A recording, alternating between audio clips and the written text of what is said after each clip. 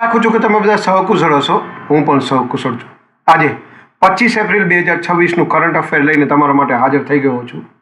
તો ચાલો મોડું ન કરતા આજનો વિડીયો શરૂ કરીએ છીએ. એની પહેલાં કહેવા માંગીશ કે ચેનલ પર નવા છો તો સબસ્ક્રાઈબ કરી લેજો. વિડીયો ગમે તો એક લાઇક કરી દેજો. ભાઈબંધ દોસ્ત ફેમિલી મેમ્બર સાથે આ વિડીયો શેર જરૂર કરજો જે પણ ગવર્મેન્ટ એક્ઝામની તૈયારી કરતા હોય. કારણ કે લોંગ વિડીયોમાં દરરોજ કરંટ અફેર અને શોર્ટ વિડીયોમાં દરરોજ જનરલ નોલેજ લઈ અને આવતો રહું છું અને તમને અપગ્રેડ કરતો રહું છું. તો ચાલો મોડું ન કરતા આજનો વિડીયો શરૂ કરીએ છીએ. 25 એપ્રિલ 2026 કરંટ અફેરનો પહેલો પ્રશ્ન છે,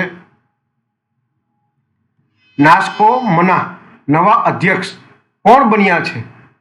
સાચો જવાબ છે શ્રીકાંત વેલ માલકની.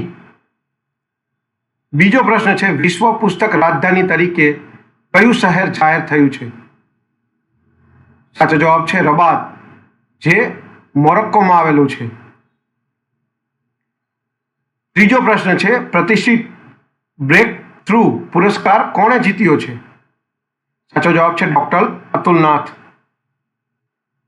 ચોથો પ્રશ્ન છે, સીબીઆઈના એઆઈ આધારિત ચેટબોટનું નામ શું છે?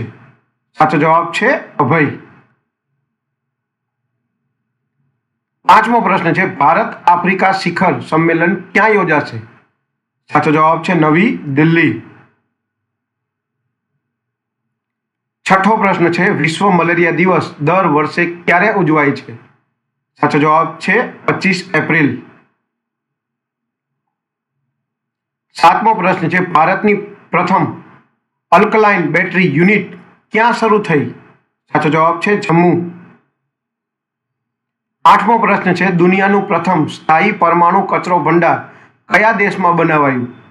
સાચો જવાબ છે ફિનલેન્ડમાં. નવમો પ્રશ્ન છે, ભારતનું પ્રથમ એકીકૃત કૃષિ ઇકોસિસ્ટમ ક્યાં લોન્ચ થયું?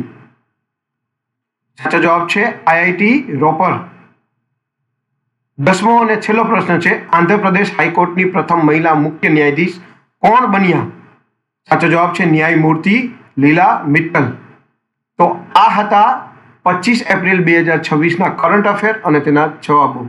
વિડીયો ગમ્યો હોય તો વિડીયોને એક લાઇક કરી દેજો. ચેનલ પર નવા હો તો સબસ્ક્રાઇબ કરીને રાખજો, કારણ કે દરરોજ લોંગ વિડીયોમાં કરંટ અફેર અને શોર્ટ વિડીયોમાં જનરલ નોલેજ લઈ અને આવતો રહું છું અને તમને અપગ્રેડ કરતો રહું છું. તો આજ માટે આટલું જ. જય હિન્દ, વંદે માતરમ દોસ્તો.